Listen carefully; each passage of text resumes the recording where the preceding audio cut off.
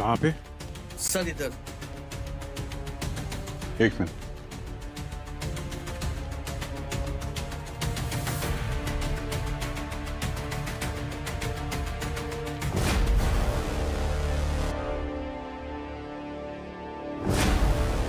मुझे लगता है पेंट करते करते मर गया। इसकी पेंटिंग तो अमर हो गई। अब जरा इस तरफ आएंगे।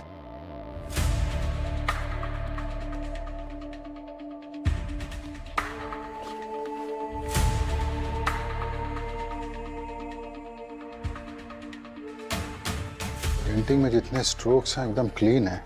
ये देख रहा है, ये आखिरी वाला अजीब सा है। मुझे लगता है कि ये इसका आखिरी स्ट्रोक था।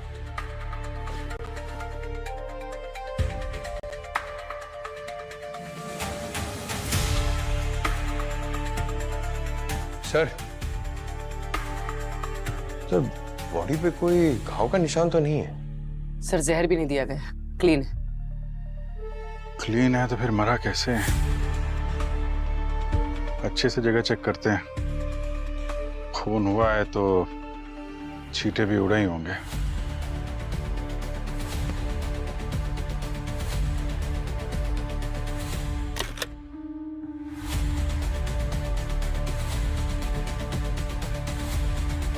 सर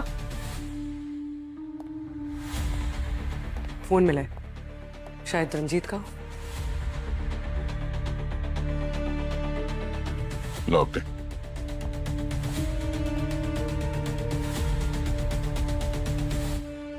लास्ट कॉल किसी स्नेहा नाम की लड़की को किया है इसने। स्नेहा?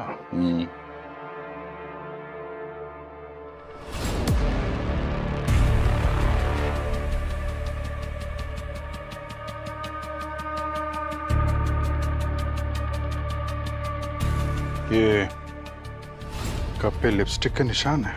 अब यहाँ पे कोई लड़की आई थी।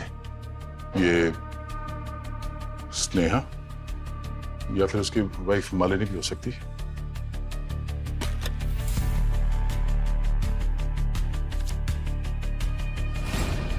सर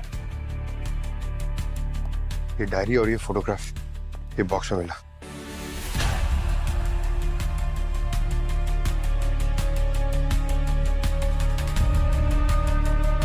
ये लड़की की फोटो तो ये तो वही है ना जिसकी पेंटिंग बना रहा है। हाँ सर एकदम डिट्टो है। कॉफी मग पे लिपस्टिक का निशान, फोन पे आखिरी कॉल स्नेहा को, और फिर ये डायरी और ये लड़की की फोटो। इस लड़की का रंजीत के साथ कोई ना कोई संबंध तो जरूर है। कहीं यही स्नेहा तो नहीं? चलो जरा इसकी पत्नी मालिनी से बात करते हैं। मैं नहीं जानती ये कौन। हाँ मैं आई थी यहाँ, हमारी एनिवर्सरी थी, पर रंजीत एज यूजुअल अपनी पेंटिंग में बिजी थे। हम दोनों के बीच झगड़ा भी हुआ और उन्हें अपनी पेंटिंग कंप्लीट करनी थी, इसलिए मैं चली गई। आप चली गई थी तो फिर वापस क्यों आई? मैंने सोचा कि it's a special day, mood खराब ना करे, एटलीस्ट एनिवर्सरी के दिन साथ टाइम स्पेंड करे, बस इसीलिए आई थी सर। लेकिन जब मैं यहाँ पहुंची तो रंजीत was already gone। हाँ साहब, बहुत चीखने चिल्लाने की आवाजें आ रही थी अंदर से। सर और मैडम दोनों का दिमाग गर्म था। ये रंजीत सर का शायद किसी लड़की के साथ चक्कर था और इसीलिए मैडम बार बार धमकी देके बोल रही थी उसे भूल जाओ वरना ठीक नहीं होगा। जान से मारने की भी धमकी दी थी क्या? धमकी मतलब साहब बहुत गंदी गंदी गालियां दे रही थी। मुझे तो बोलते हुए भी शर्म आ रही है साहब। तुम्हें ऐसा लगता है कि तुम्हारे मेम साहब ने ही साहब को मारा है? वो क्या है साहब, मैडम गुस्से से यहाँ से गई थी।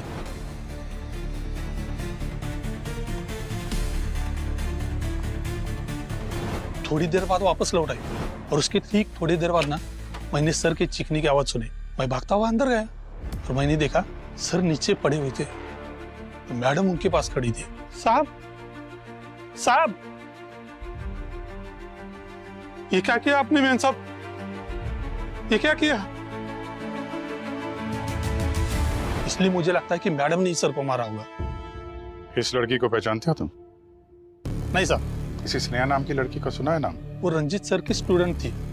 रंजीत सर को अकेले काम करना पसंद था, लेकिन वो यहाँ आती थी और देर रात तक रुककर उनके साथ काम करने के लिए रुकती थी। खून होने से पहले कोई और भी आया था यहाँ उनसे मिलने? मेरे होते हुए तो कोई नहीं आया था।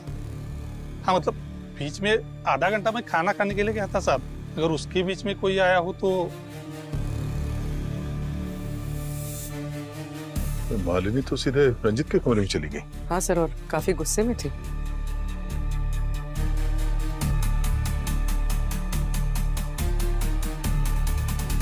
सर फॉरवर्ड कर।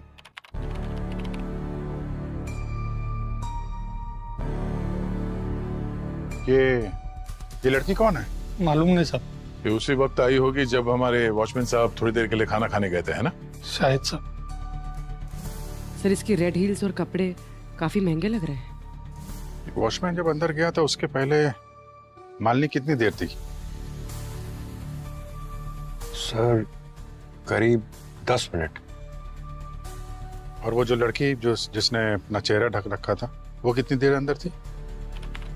सर वो 15 मिनट अंदर थी सर। 10-15 मिनट तो बहुत होता है किसी की जान लेने के लिए। दोनों के पास काफी वक्त था।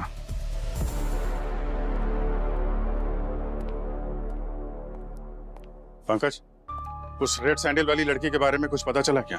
सर रंजीत की आर्ट गैलरी के पास इंक्वायरी की मगर किसी ने उस लड़की को नहीं देखा सर। या कि जितने भी सीसीटीवी कैमरा है उससे ट्रेस करने की कोशिश कर रहे हैं सर। उस लड़की के बारे में सारी इंफॉर्मेशन चाहिए मुझे। कौन है, कहाँ मिलेगी, क्या करने आई थी वहां पे? आई एम श्योर उस लड़की ने कुछ गड़बड़ की है। वैसे तुम्हें क्यों लग रहा है कि उस रेड सैंडल वाली लड़की ने ही रंजीत का खून किया होगा? अरे यार, किसी के घर में कोई मुंह ढक के अच्छे इरादे से तो नहीं घुसेगा ना। इरादे तो मालिनी के भी कुछ ठीक नहीं लग रहे हैं। इस वॉचमैन ने बोला ना कि मालिनी और रंजीत काफी देर तक अंदर झगड़ रहे थे। जब इतनी देर तक वो अंदर थी रंजीत के साथ तो कुछ भी कर सकती थी वो। हाँ हो सकता है, लेकिन हस्बैंड वाइफ में तो झगड़े होते ही रहते हैं ना। इसका ये मतलब थोड़ी ना कि कोई खून कर देगा। इसका हस्बैंड मरा है यार, थोड़ी तो सिंपैथी दिखाओ। मेरी ड्यूटी सिंपैथी दिखाने के लिए नहीं है, केस सॉल्व करने की है। और वैसे भी तुम क्या किसी को जज कर रहे हो? हाँ? तुम्हें तो खुद अपने होने या ना होने का होश नहीं रहता। क्या बोले? हैं? क्या बात कर रहे हो? प्रोफेशनल बातों को मेरी पर्सनल चीजों से अलग रखो, समझे? मैं अभी तुम्हें यही समझा। What's happening, guys?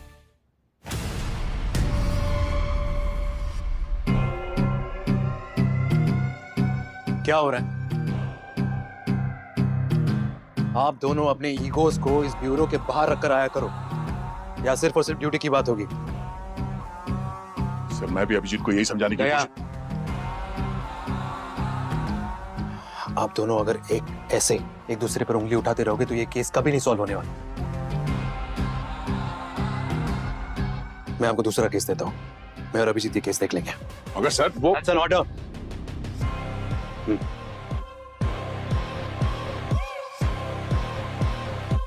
Yes sir.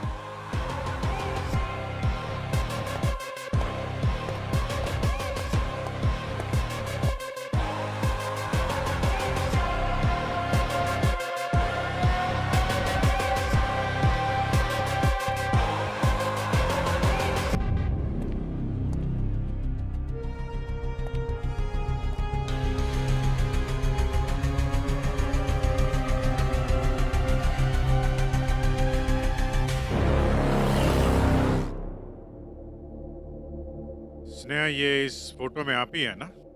आप कैसे कह सकते हैं कि ये मैं हूँ? मैडम सवाल हम पूछेंगे और जवाब आप देंगे। ये बताइए कि कल रात रंजीत से आप मिली या नहीं मिली? नहीं, कल रात मैं सिटी हॉस्पिटल में थी। मेरे भाई का एक्सीडेंट हो गया था। आप चाहें तो मैं हॉस्पिटल में कॉल करके पता करवा सकती हूँ। नहीं, आप टेंशन मत लीजिए, वो सब हम लोग पता कर लेंगे। आप ये बताइए कि क्या लगता है आपको, कौन मार सकता है रंजीत को? नहीं, मुझे किसी पे डाउट नहीं है, लेकिन मैंने रंजीत को 2-3 बार फोन पे किसी से आर्ग्यूमेंट करते हुए सुना था। मैंने पूछा तो उसने बोला काम का प्रेशर है, बट बात कुछ और थी। उसने अपनी सारी पेंटिंग्स को कवर करना शुरू कर दिया था और उसने अपने स्टूडियो के सभी लॉक चेंज करवा दिए थे। वो आर्ग्यूमेंट्स जिस दिन हुए थे, डेट्स याद होगी तो लिख दीजिएगा। सर सर, वो लड़की जिसकी फोटो हमें रंजीत के स्टूडियो में मिली थी, उसका पता चल गया। उसका नाम बीजल है। बीजल रंजीत की स्टूडेंट थी और कुछ टाइम बाद उसने रंजीत के खिलाफ एक एफआईआर दर्ज की रिलेशनशिप में चीटिंग करने की। और सर, कुछ दिनों बाद उसने वो एफआईआर वापस ले ली थी और अपने पेरेंट्स के पास दिल्ली चली गई। पंकज पुरी, तुम दोनों दिल्ली के लिए निकलो फौरन, सारी इंक्वायरी करके आओ। Okay? I am sorry sir, but that's not possible. 1 महीने पहले बीजल ने सुसाइड कर ली। व्हाट? हाँ सर, लोकल पुलिस से पता किया पर सुसाइड की कोई वजह नहीं पता चली। तो उसके घर वालों से बात करने की कोशिश की? उसकी बहन से बात हुई सर। उन्होंने कहा कि बीजल और रंजीत एक रिलेशनशिप में थे, मगर जैसे ही बीजल ने शादी की बात की, रंजीत ने उसके साथ ब्रेकअप कर लिया सर। उसकी बहन बता रही थी सर कि सुसाइड से पहले बीजल को कोई कॉल आया था और उस कॉल के बाद ही वो बहुत डिस्टर्ब लग रही थी। तो वो कॉल किसका था? फोन रिकॉर्ड चेक किया? रंजीत का। रंजीत? पंकज, एक काम करो, रंजीत की डायरी में जो जो भी डेट्स लिखी है ना, पता करो उस दिन वो कहाँ पे गया था। सारी डिटेल्स निकालो। सर। झूठ मत बोलिए मालिनी जी, आपके पति के ऊपर इस बीजल ने केस किया था और आप कह रही हैं आपको कुछ पता नहीं है। देखिए, जो भी है, जैसा भी है, सच बता दीजिए, वरना हम गारंटी नहीं दे सकते आपको और कितनी रातें, कितने दिन इस ब्यूरो में बितानी होगी। हाँ सब, मैं इसे जानती थी और ये भी जानती थी कि मेरे हस्बैंड का इससे अफेयर था, पर मैंने पहले इसलिए कुछ नहीं कहा कि बिना मतलब ही पब्लिक में मेरा और रंजीत का नाम खराब होता। वैसे भी इस बीजल के कारण हमारे बीच बहुत लड़ाइयाँ होती थी, पर अब तक मैं इससे मिली भी नहीं हूँ, मैं जानती भी नहीं इसे। आप उसे जानती है या नहीं जानती है ये जरूरी नहीं है। रंजीत की मर्डर वाली रात आप उसके साथ मौजूद थी, ये जरूरी है। तो कहानी कुछ इस तरीके से बनती है कि एक वाइफ को उसके हस्बैंड के एक्स्ट्रा मैरिटल अफेयर के बारे में पता चलता है, तो उसने अपनी मैरिज एनिवर्सरी के दिन को ही अपने पति की डेथ एनिवर्सरी का दिन बना दिया। बकवास है ये। एक मामूली सा वॉचमैन ने आप लोगों को ये कह दिया कि मैं रंजीत से लड़ रही थी। आप लोग तो मुझे विलेन ही बना रहे हैं और मैं बोल तो रही हूँ कि हमारे बीच सब कुछ सही नहीं चल रहा था। फिर ओ, आप जैसे लोगों के गेम्स में अच्छे से समझते हो कि पहले अमीर लोगों को केस में फंसाओ, मीडिया में नाम कमाओ, फिर डिपार्टमेंट में प्रमोशन, फिर साइड बाय साइड ब्लैकमेल करके अपनी जेबें गर्म करो। पर एक बात आपको बता देती हूँ कि आप सब कुछ बिगाड़ नहीं पाएंगे। मेरी पहुंच बहुत ऊपर तक है। ऐसे ऊपर की पहुंच वाले हमने बहुत देखे हैं मालिनी जी, और हमारे लिए अमीर गरीब सब बराबर होते हैं। अगर आपने रंजीत का खून किया है तो याद रखिए, खून की सजा सिर्फ फांसी होती है। इसलिए जो कुछ भी बोलिए सोच समझ के बोलिए। सर। हाँ पंकज? सर, ऐसी बहुत सारी जगह मेंशन है इस डायरी में जहां पर रंजीत जाया करता था, मगर एक पुराना बंगलो है सर, जो पहले एक आर्ट स्कूल हुआ करता था, वहां ये बार बार गया है। अभिजीत, जाइए और पता कीजिए आखिर ऐसा क्या है उस बंगले में कि रंजीत वहां बार बार जा रहा था।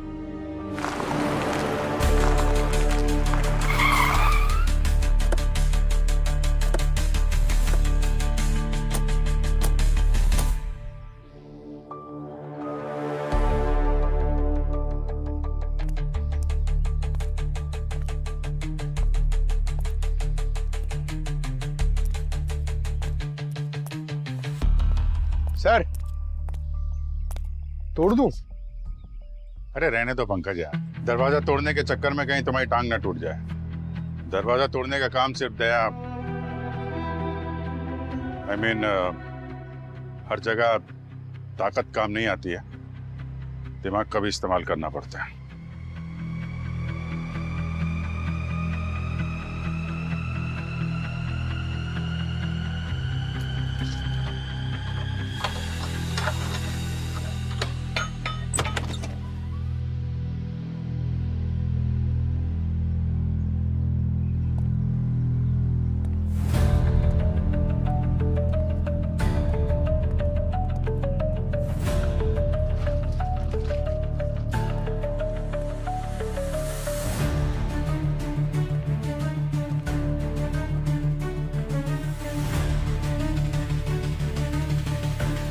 ये सारी पेंटिंग्स?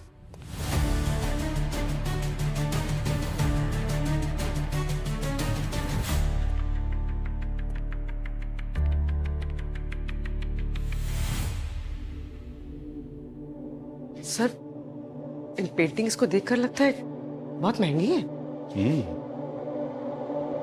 ये रंजीत यहाँ पेंटिंग्स के चक्कर में आता था क्या? सर, इस रंजीत की मौत के पीछे जरूर कोई और एंगल है। ठीक कह रहे हो। एक काम करो, बंगलो को सील करो, पता लगाओ बंगलो किसका है, और ये सारी पेंटिंग्स उठाओ।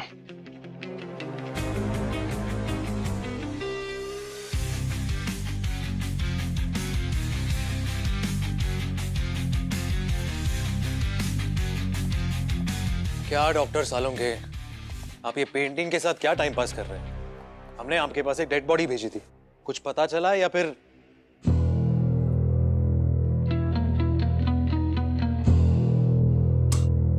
यार अभिजीत, बड़ा अजीबोगरीब केस लेके आए हो तुम यार। क्यों, क्या हुआ? यार ये रंजीत की बॉडी जब यहाँ पर आई थी तो एकदम ठीक थी, लेकिन जैसे जैसे टाइम पास हुआ इसकी बॉडी के सारे ऑर्गन्स बहुत तेजी से डिकम्पोज होना शुरू हो गए। लेकिन ऐसा क्यों हो रहा है सर? आप लोग तो बॉडी को प्रिजर्व करके रखते हो ना? हाँ रखते हैं, लेकिन इसकी बॉडी में जरूर कुछ ऐसा है जिसकी वजह से इसके ऑर्गन्स डिकम्पोज हो रहे हैं। क्या सर? वो गार्गी को भेजा है इसके ब्लड सैंपल्स और इसके टिश्यू सैंपल्स को लेकर के सेंट्रल लैब में। वहाँ चेकिंग होगी, उसके बाद पता लगेगा कि आखिर वो चक्कर क्या है जिसकी वजह से ये ऑर्गन्स इतनी तेजी से डिकम्पोज हो रहे हैं। हाँ, तब तक पेंटिंग के साथ थोड़ा टाइम पास कर लेते हैं। आई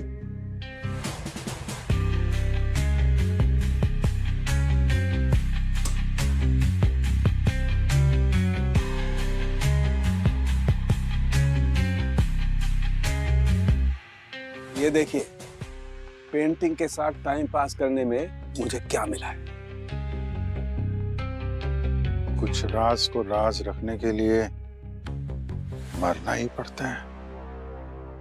ऐसा कौन सा राज है जिसकी वजह से रंजीत को मरना पड़ा?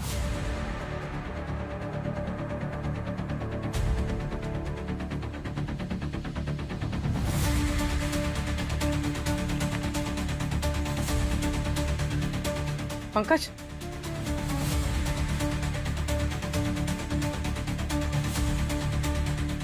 ये देख। अभिजीत सर को फोन करता हूँ। अरे सर, आप ही को फोन करा था। सर ये देखिए। सर, मैं रंजीत का बैकग्राउंड चेक कर रही थी, उसकी एक सोशल मीडिया पोस्ट मिली। पता चला है कि एक और लड़की रंजीत पे चीटिंग का एलिगेशन लगा रही थी, पर इस लड़की ने कोई एफआईआर फाइल नहीं किया था। इसका नाम आकांक्षा है। तो फिर उस सीसीटीवी में दिखने वाली शायद ये आकांक्षा ही है जो उस रात रंजीत की आर्ट गैलरी गई थी। पता लगाओ, मिलो उससे। मशहूर पेंटर रंजीत के मौत के पीछे किसका हाथ है, इसका खुलासा अभी तक हुआ नहीं, लेकिन अब जब इस केस में सीआईडी इन्वॉल्व हो चुकी है तो बहुत ही जल्द खूनी का पता लग जाएगा। लेकिन फिलहाल आप लोग हमारे साथ बने रहिए। आपके बीच आ रही है किरण, सनसनीखेज खबर का खुलासा करने, जो कि एक स्कैम है जो आपके रातों की नींद उड़ा देगी। सुनील, कभी तो मदद कर दिया करो, दिन भर बैठे बैठे सोफे तोड़ते रहते हो। नमस्कार दर्शकों, मैं आपकी किरण सेकंड्स रिपोर्ट से आपका हार्दिक स्वागत करती हूँ। सुनील, कब से चिल्लाई जा रही है, पर आपको तो टीवी देखने से फुर्सत ही नहीं है। सुनील, तुम्हारी काय है? अभी आदमी शांति से टीवी भी देख सकता है। वो तस्वीर पेश कर सकूं। मेरी काय और इसकी आवाज तो कोयल जैसी लगती है ना तुम्हें? अरे कोई न्यूज व्यूज नहीं देखते तुम? इस कलमुही किरण को देखने के लिए टीवी ऑन करते हो। बस चले ना तो इसका तो न्यूज चैनल बंद करवा दूं मैं, और इसका गला दबा दूं।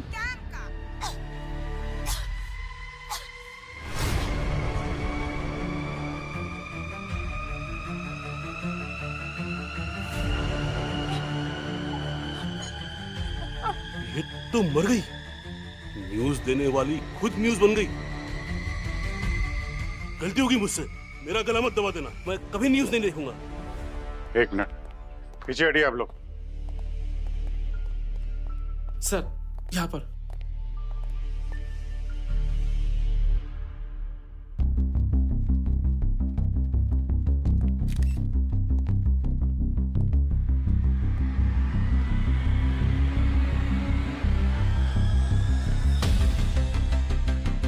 यस डॉक्टर काकी, क्या पता चला? जहर देकर मारा है इसे। जहर?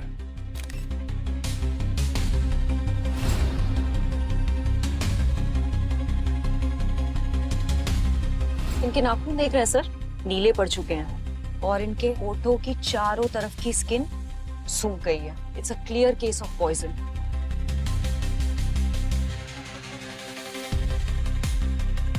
पीछे चलिए, पीछे पीछे, वहां जाके लाइन लगाइए। आप लोग क्या कर रहे हैं यहाँ पे?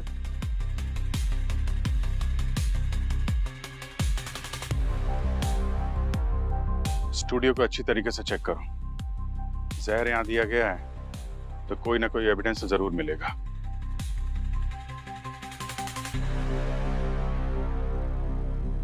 डायरेक्टर कौन है? सर, क्या नाम है आपका? रोनिन।